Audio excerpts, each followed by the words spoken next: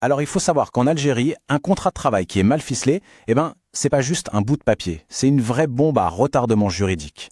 L'idée ici, c'est de vous donner les clés pour désamorcer tout ça, pour transformer ce contrat en un vrai levier de performance. Et pour ça, il y a une méthode bien précise, l'ingénierie juridique. Le programme est assez simple. D'abord, on va regarder le risque, le danger. Ensuite, on verra la solution, l'ingénierie juridique et comment on la met en place. Après ça, on va plonger dans les clauses spécifiques, c'est un peu l'arme secrète, vous verrez. Et pour finir, on parlera de comment sécuriser la fin du contrat. Allez, c'est parti. Alors, voilà, tout commence par une prise de conscience.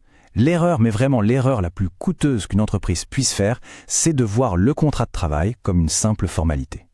Si on ne réfléchit pas à son architecture dès le début, ce contrat, il devient une faille de sécurité permanente. Du coup, la question qu'il faut se poser est simple. Est-ce que votre contrat de travail, c'est un bouclier ou c'est une cible? Est-ce qu'il est là pour vraiment protéger l'entreprise, son savoir-faire, ses investissements? Ou est-ce que c'est juste un document plein de trous qui va s'effondrer au premier pépin juridique? Et attention, ces risques, c'est pas de la théorie. On parle de choses très concrètes. Un commercial clé qui part à la concurrence, ça peut être un vrai coup dur pour le chiffre d'affaires. Une fuite d'infos stratégiques, ça peut carrément détruire un avantage concurrentiel. Un refus de mutation qui bloque toute une réorganisation. Bref, pour chaque menace, il y a une parade. Mais le truc, c'est qu'il faut l'intégrer dans le contrat dès le départ. Alors face à tout ça, la seule solution qui marche, c'est d'être proactif. Il faut arrêter de subir le droit du travail et commencer à l'utiliser comme un outil. Et c'est justement tout le principe de l'ingénierie juridique. Ici, on va bien au-delà de la simple conformité légale. L'ingénierie juridique, c'est une méthode qui permet d'aligner chaque mot, chaque virgule du contrat avec la stratégie de l'entreprise. L'idée, c'est pas juste de cocher les cases pour respecter la loi, non, c'est de faire de la loi un véritable allié pour blinder les relations de travail et surtout pour éviter les conflits avant même qu'ils n'arrivent. Et vous voyez, l'approche, elle est vraiment globale. Bien sûr, il y a la conformité légale, c'est la base. Mais ça va plus loin. On cherche à verrouiller la sécurité juridique pour éviter les tribunaux. On veut aussi protéger le patrimoine de l'entreprise, les clients, les secrets de fabrication, les technologies. Et enfin, on s'assure d'avoir la flexibilité nécessaire pour s'adapter, pour évoluer. C'est essentiel aujourd'hui. Bon, tout ça c'est bien beau, mais concrètement, comment on fait? On suit un protocole, une méthode très logique, qui suit en fait tout le cycle de vie du contrat. C'est un processus en 3 grandes étapes.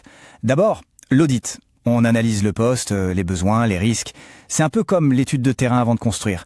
Ensuite vient la conception, l'architecture. Là, on bâtit le contrat sur mesure, on choisit les bonnes clauses, les bonnes fondations. Et enfin, la gestion. On pilote le contrat tout au long de sa vie, jusqu'à sa fin, qu'on veut la plus sereine et sécurisée possible. Et la toute première décision, le choix des fondations, elle est cruciale. En droit algérien, c'est la loi 90-11 qui fixe les règles et elle est limpide. La norme, la règle, c'est le CDI. Le CDD, lui, c'est de l'exception. On ne peut l'utiliser que dans des cas très précis, listés par la loi. Penser qu'on peut utiliser un CDD comme ça, à la légère, c'est une énorme erreur stratégique. Et la sanction, elle est immédiate. Si un CDD n'est pas utilisé dans les règles, le juge peut le requalifier en CDI. Et là, ça change tout. Une relation qu'on croyait temporaire devient permanente du jour au lendemain, avec toutes les contraintes que ça implique, surtout pour la rupture. C'est un risque financier et organisationnel qui peut être vraiment énorme. Autre point super important, la période d'essai. Attention, sa durée est très encadrée. La règle générale, c'est 6 mois maximum. Alors oui, on peut aller jusqu'à 12 mois pour des postes très qualifiés, mais il y a une double condition. Il faut que le poste le justifie, bien sûr, mais surtout, il faut que la convention collective le prévoie noir sur blanc. Sinon, c'est 6 mois. Point. Être en règle, c'est aussi anticiper les bases. Et la base de la base, c'est le salaire minimum, le SNMG. C'est un plancher en dessous duquel on ne peut pas descendre. Et attention, petite mise à jour importante à noter, à partir du 1er janvier 2026, il va augmenter. On passe de 20 000 à 24 000 dinars, c'est une hausse de 20%, donc c'est pas rien. Il faut vraiment l'intégrer dès maintenant dans les budgets. Allez, on arrive maintenant au cœur du réacteur. Le vrai secret de l'ingénierie juridique, les clauses spécifiques. C'est vraiment ça qui va faire la différence, ce qui va transformer un contrat banal en une véritable forteresse juridique. Prenons un exemple que tout le monde connaît, la clause de non-concurrence. Pour qu'elle tienne la route devant un juge, elle doit cocher 4 cases et c'est cumulatif. Elle doit être limitée dans le temps, limitée géographiquement et limitée à un secteur d'activité précis. Ça, c'est assez logique. Mais il y a un 4e critère, et c'est souvent celui-là qu'on oublie. Et voilà le point crucial, celui qui fait sauter la plupart des clauses mal rédigées. Il faut absolument une contrepartie financière. S'il n'y a pas d'indemnité versée aux salariés pour compenser cette restriction, la clause est tout simplement nulle. Elle ne vaut rien. L'employeur croit être protégé, mais en fait, il n'a aucune protection. Et la clause de non-concurrence, ce n'est qu'un exemple. La boîte à outils est bien plus large. On a la clause de confidentialité, essentielle pour protéger ses secrets, la clause de mobilité, pour pouvoir s'adapter et faire évoluer l'organisation, la clause de dédiformation, pour ne pas former quelqu'un à grands frais et le voir partir juste après, ou encore la clause de propriété intellectuelle, cruciale pour les entreprises innovantes. Maintenant, parlons de la fin. Parce qu'un bon contrat, c'est aussi un contrat qui prévoit une fin bien gérée. La rupture, c'est toujours une étape délicate, à très haut risque, et ça demande autant de sérieux que la rédaction initiale du contrat. Ici encore, la loi est très claire. L'article 66 de la loi 90-11 donne une liste et c'est une liste fermée. Ça veut dire qu'il n'y a que ces motifs-là qui sont valables pour mettre fin à un contrat. On ne peut pas en inventer d'autres ou faire des arrangements entre nous. Il faut absolument rentrer dans l'une de ces cases. Et là, attention, un point de vigilance énorme, surtout si on a l'habitude d'autres systèmes juridiques comme le système français. La fameuse rupture conventionnelle, eh bien, en droit algérien, ça n'existe pas. C'est aussi simple que ça.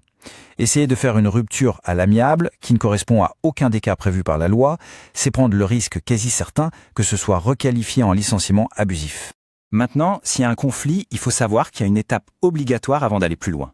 La loi impose une procédure interne. Ça veut dire que le salarié doit d'abord se plaindre par écrit. Et le respect de cette petite procédure, ce n'est pas une option. C'est une condition indispensable pour que sa plainte puisse ensuite être examinée par l'inspection du travail. Alors, quel est le parcours classique d'un conflit? Si la procédure interne échoue, on passe à l'étape 2, le bureau de conciliation à l'inspection du travail. Si là encore, on ne trouve pas d'accord, l'inspection délivre un PV de non-conciliation. C'est ce papier qui permet d'aller au tribunal. Mais attention, le chrono est lancé. À partir de ce moment-là, il y a 6 mois pour saisir la justice, pas un jour de plus. Et cette rigueur, elle s'applique vraiment dès le tout début. Prenons un détail qui n'en est pas un, la déclaration à la CNAS. Le délai 10 jours. C'est le temps maximum que vous avez après l'embauche pour déclarer votre nouvel employé. C'est simple, c'est rapide, mais un oubli peut coûter très, très cher en cas de contrôle. Au final, on en revient toujours à la même question.